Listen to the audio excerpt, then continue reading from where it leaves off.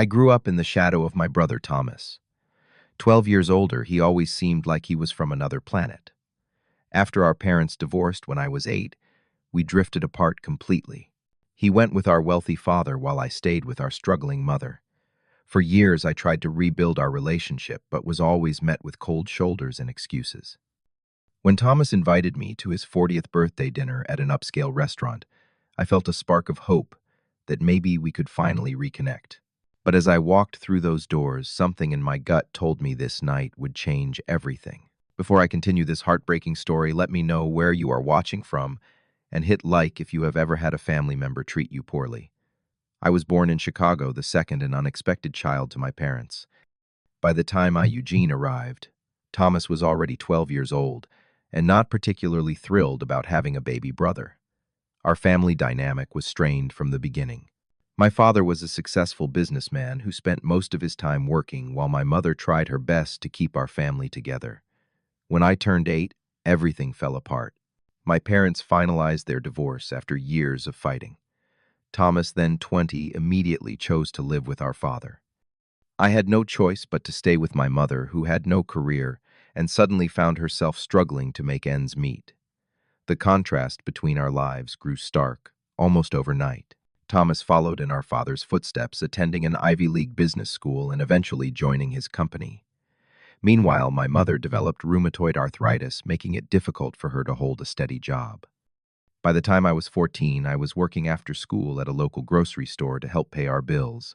Despite the hardships, I excelled academically and earned a full scholarship to State University. I called Thomas when I got accepted, hoping he would be proud of his little brother. He answered, sounding distracted, congratulated me quickly, and said he had to go because he was boarding his private flight to Aspen. That was our relationship in a nutshell. Every attempt I made to connect was met with indifference or outright rejection. Thomas lived in a world of luxury condos, expensive sports cars, and exclusive clubs. He would occasionally post pictures on social media with our father at golf tournaments or sailing on yachts. I would like these photos, comment congratulations, and receive nothing in return. When I graduated college, I sent Thomas an invitation. He never responded, not even to say he could not make it. My mother sat alone in the audience, her hands painful and swollen from her condition, but clapping louder than anyone when I received my diploma. Years passed this way. I built a modest but stable career in marketing, took care of my mother, and tried to live a good life. Thomas continued to flourish financially, becoming something of a local business celebrity in Chicago. I would sometimes see his name mentioned in business journals or spot him on local news segments about economic growth. He never mentioned having a brother in any of these appearances. Then, after nearly 5 years of virtually no contact, a text message appeared on my phone. It was from Thomas, inviting me to his 40th birthday celebration at Alinea, one of Chicago's most prestigious restaurants. The message was brief and formal, but ended with, "Hoping you can make it, brother." I stared at those words for a long time. Brother, a term he had not used in reference to me since we were kids. When I told my mother about the invitation, she immediately encouraged me to go. She had never spoken ill of Thomas, despite his complete abandonment of her. "Family is family, Eugene," she said. "Maybe he is finally ready to reconnect." The invitation consumed my thoughts for the next 2 weeks. I spent hours searching for the perfect gift, eventually selecting an expensive vintage watch that stretched my credit card to its limit. I also invested in a new suit, telling myself it was something I needed anyway for work functions. On the night of the dinner, I stood outside Alinea feeling both hopeful and terrified. The restaurant was housed in a stately gray brick building with minimal signage exuding exclusivity. Men and women in designer clothing brushed past me to enter. I adjusted my tie, took a deep breath, and walked inside. The hostess checked the reservation list and smiled professionally. "Right this way, mister. Henderson, the party has already arrived." She led me through the dimly lit restaurant, past tables of people engaged in hushed conversations over artfully arranged plates of food. Thomas and his friends were seated at a large round table in a semi-private area. I counted 8 people, all dressed impeccably, laughing and talking animatedly. My brother sat at what appeared to be the head position, his back to a wall adorned with an abstract painting. He glanced up as I approached, but did not stand. He simply nodded and gestured vaguely toward an empty chair. I placed his gift on the table and stood awkwardly for a moment before sitting down. Thomas did not introduce me to anyone, so I took the initiative. Hi, everyone. I am Eugene Thomas' brother. There was a moment of uncomfortable silence before a man with slicked back hair extended his hand. Frank Powell, he said. I have known Thomas since business school. Did not know he had a brother. The others introduced themselves with similar surprised expressions. It became immediately clear that Thomas rarely, if ever, mentioned my existence to his friends. I tried to join their conversation about recent property acquisitions and stock market shifts, but found myself unable to contribute meaningfully. Every time I spoke, someone would talk over me, or the subject would abruptly change. When I asked Thomas about his recent business trip to Tokyo, that I had seen mentioned on LinkedIn, he answered curtly, "It went fine," before turning to the woman on his right to discuss an entirely different topic. The waiter came to take drink orders. Everyone requested expensive wines or specialty cocktails. When my turn came, I ordered a simple beer. Thomas smirked and said, "Just get him whatever house wine you have."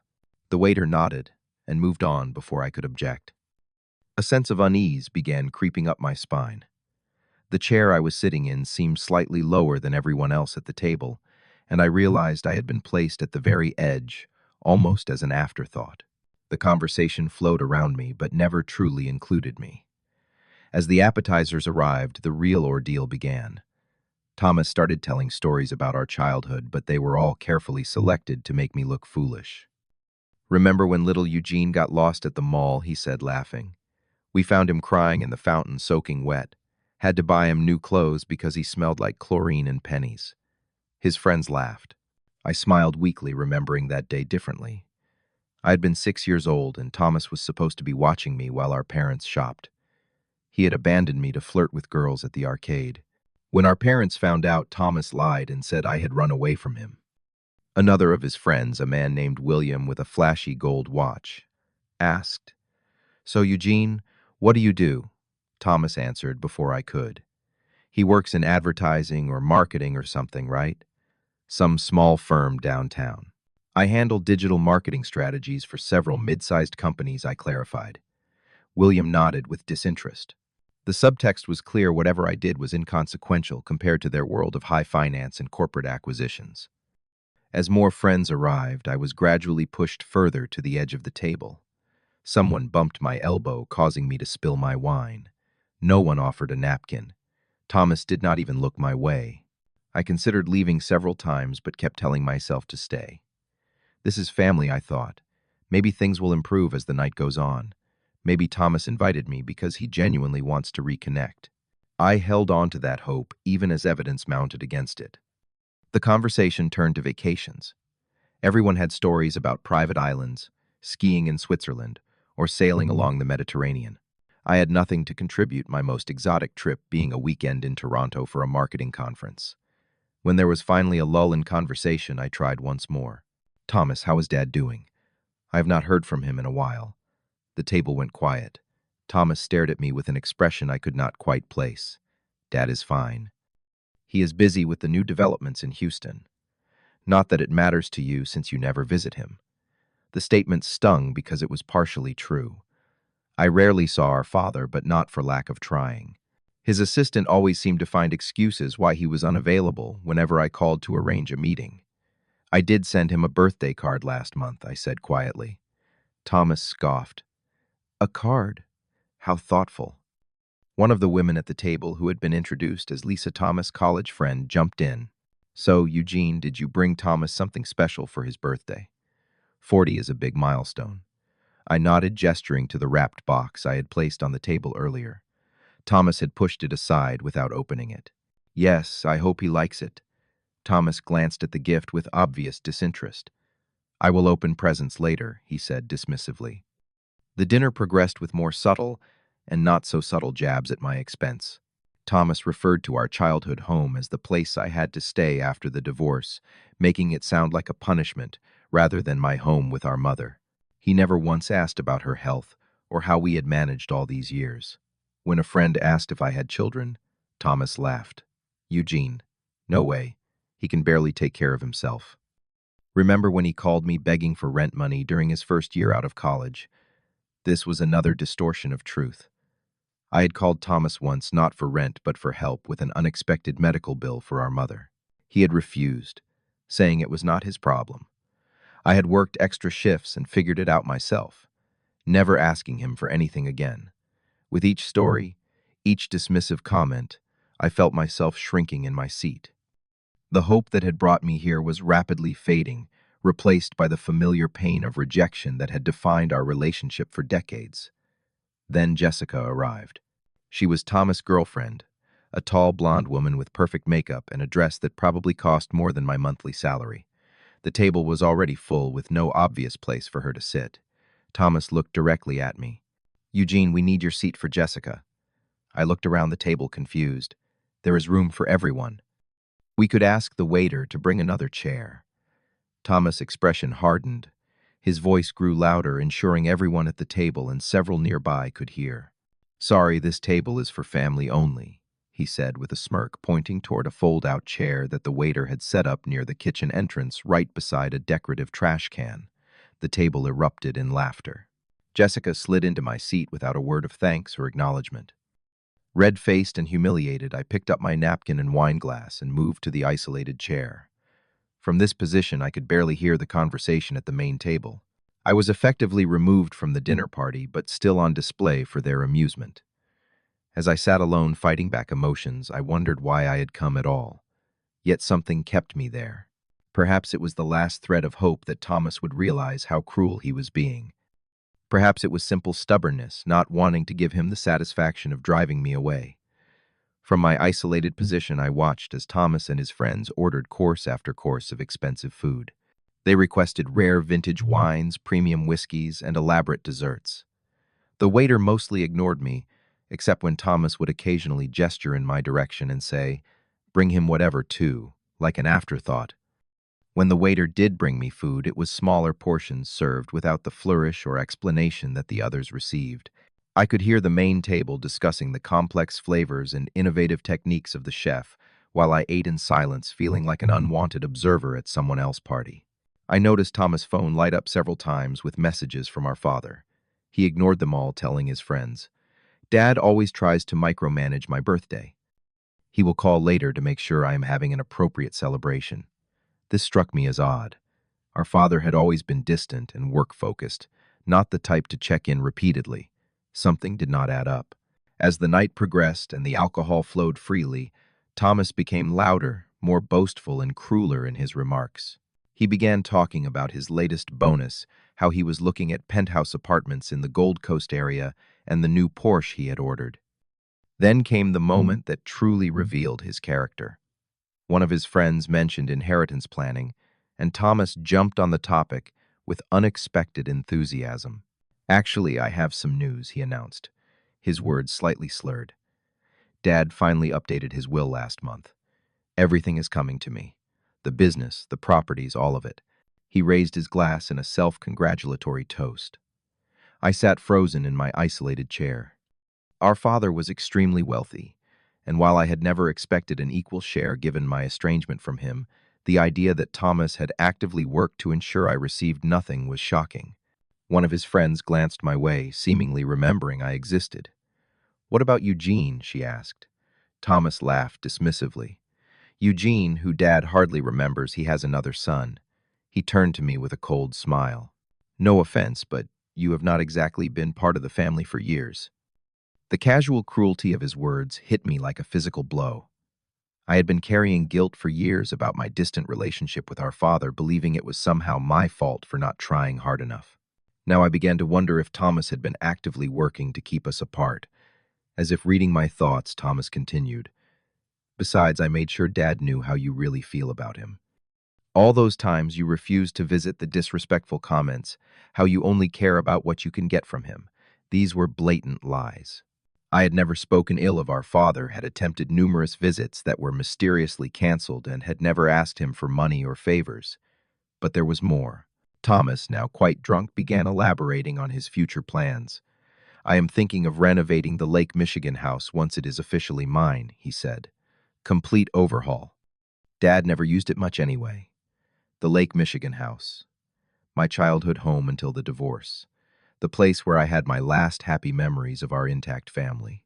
I had asked about it once years ago, and my father had cryptically said it would remain in the family. One of Thomas' friends, apparently trying to include me in some twisted way, turned toward my isolated seat. "Hey, Eugene, maybe Thomas will let you be the caretaker of the lake house.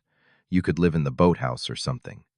Instead of shutting down this humiliating suggestion, Thomas expanded on it. "That is not a bad idea, actually.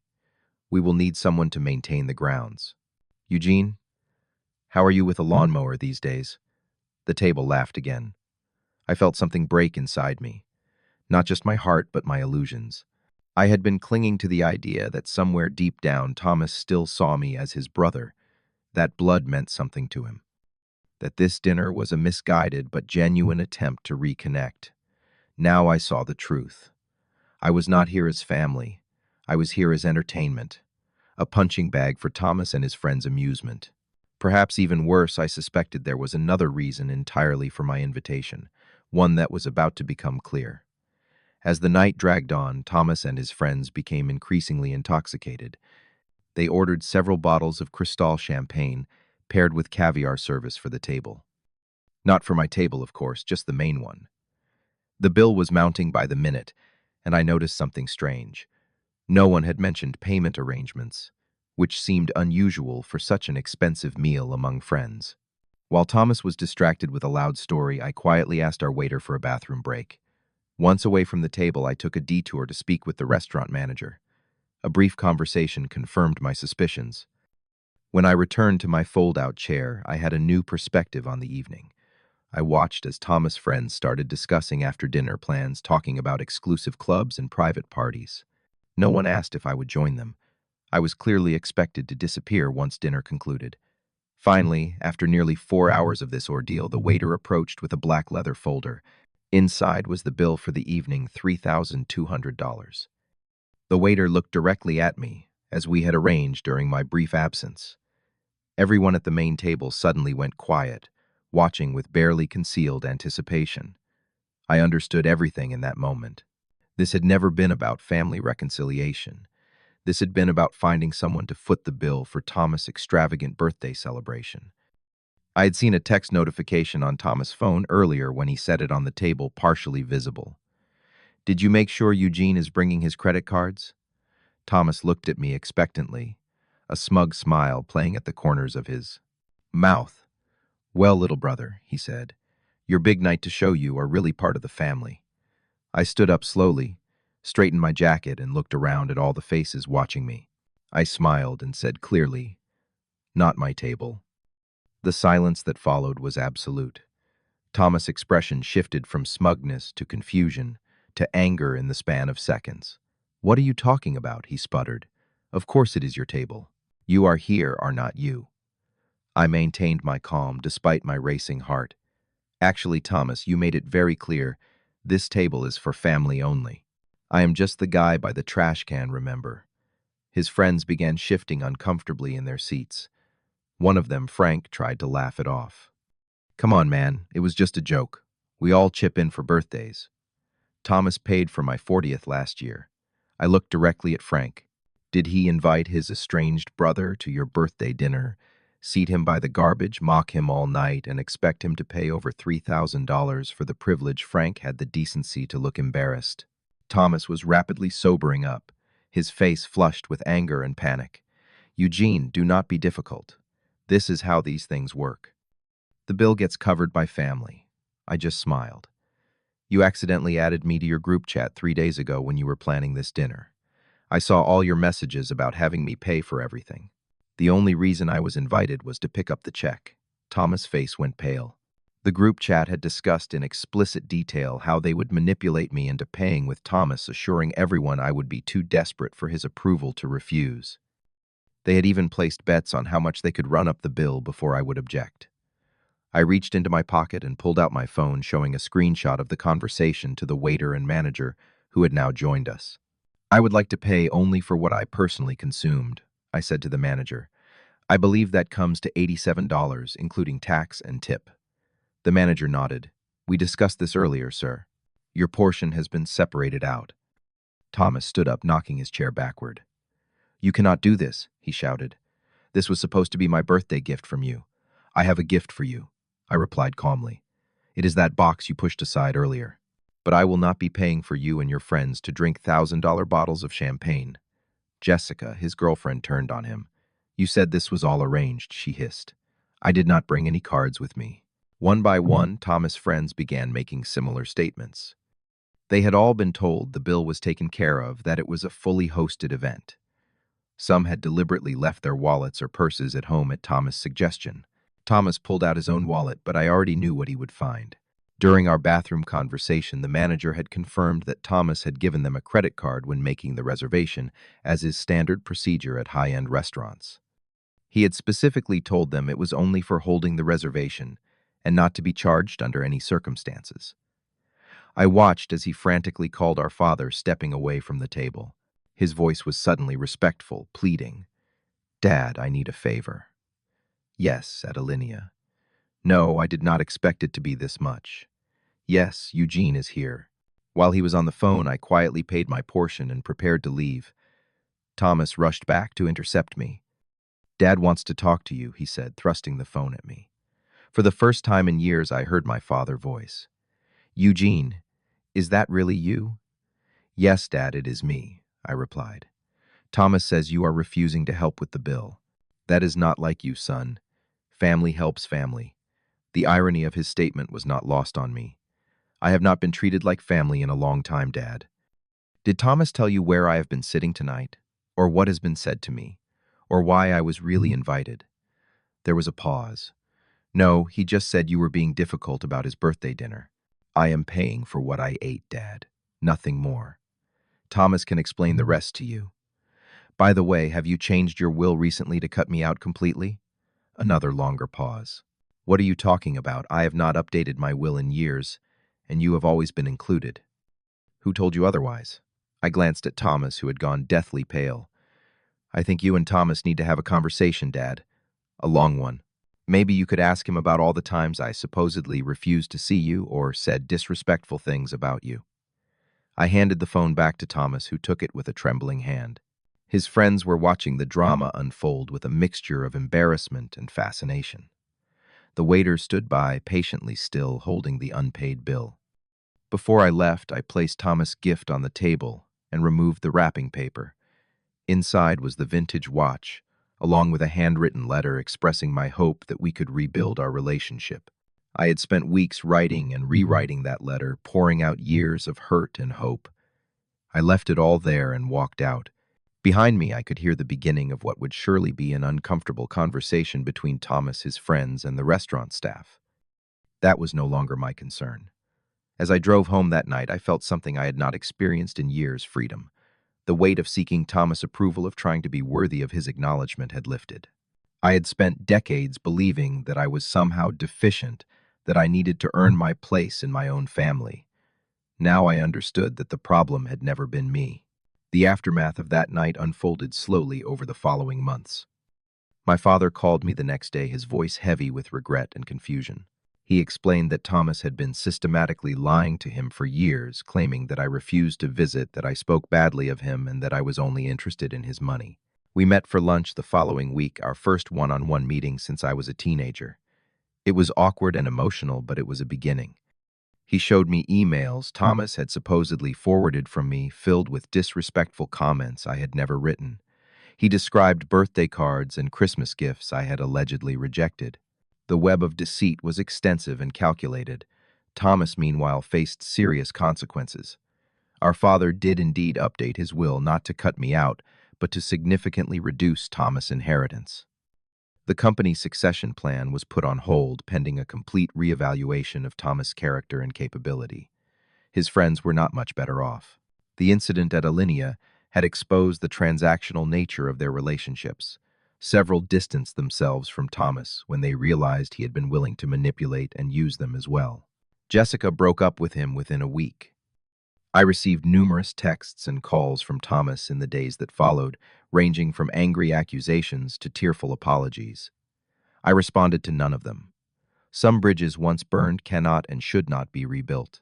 Instead, I focused on healing my relationship with our father and supporting my mother, whose health had begun to improve with proper medical care that our father now insisted on paying for. The three of us had dinner together for the first time in over 20 years, a quiet, tentative gathering that nonetheless felt like the beginning of something new. My career continued to progress. With newfound confidence, I pursued opportunities I might have previously thought beyond my reach. I formed genuine friendships with colleagues who valued me for who I was, not what I could do for them, or how I made them look in comparison. 6 months after the Alinea incident, Thomas showed up at my apartment unannounced. He looked different, somehow smaller, less polished. He asked if we could talk. I allowed him in, but remained standing. "I know I cannot fix what I did," he said, staring at the floor. "All these years, all the lies, all the ways I hurt you. I do not expect forgiveness. I just wanted you to know that I understand now what I threw away." I asked him what had changed. He explained that after losing his preferred position with our father, his friends, and his girlfriend, he had been forced to reevaluate his life choices. He had started seeing a therapist who was helping him recognize his patterns of manipulation and cruelty. I listened without interrupting. When he finished, I told him the truth. "I do not hate you, Thomas. I stopped hating you the moment I walked out of that restaurant. Hate requires investment, and I am no longer investing in a relationship that only brings pain." He nodded, tears in his eyes. "You were always the better person. Even as kids, you were kind when I was cruel.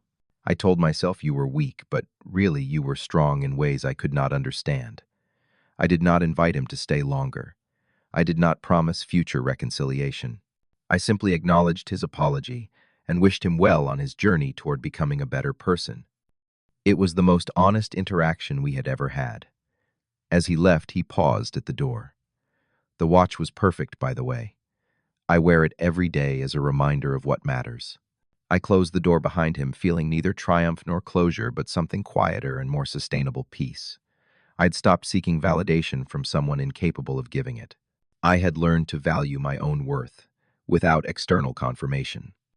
My mother, with her simple wisdom, put it best when I recounted the interaction to her. "Sometimes the family we need is not the one we were born into, but the one we create through love and respect. Thomas may be your brother by blood, but family is something earned, not given." She was right, of course. In the years since that fateful dinner, I had built a circle of friends who showed up for me in ways my brother never had. I had reconnected with my father imperfectly, but sincerely. I had even started dating someone who saw and appreciated me for exactly who I was. Life continues to unfold with its complexities and contradictions. Thomas and I have a cordial but distant relationship now. We exchange brief messages on holidays and birthdays. It is not the brotherly bond I once desperately craved, but it is honest, and there is value in that honesty.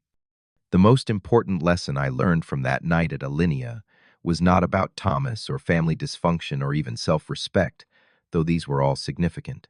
It was about tables, the ones we are invited to sit at, and the ones we choose to join. Sometimes the most dignified thing we can do is decline a seat that is offered with conditions and cruelty. Sometimes the fold-out chair by the trash can is where we find our integrity. Have you ever had to walk away from a toxic family relationship to preserve your own dignity? Share your experience in the comments below. If this story resonated with you, please hit the like button and subscribe to hear more stories of family dynamics and personal growth. Remember that your worth is never determined by how others treat you, but by how you choose to treat yourself and others. Thank you for listening, and I hope you find your own table surrounded by people who truly value your presence.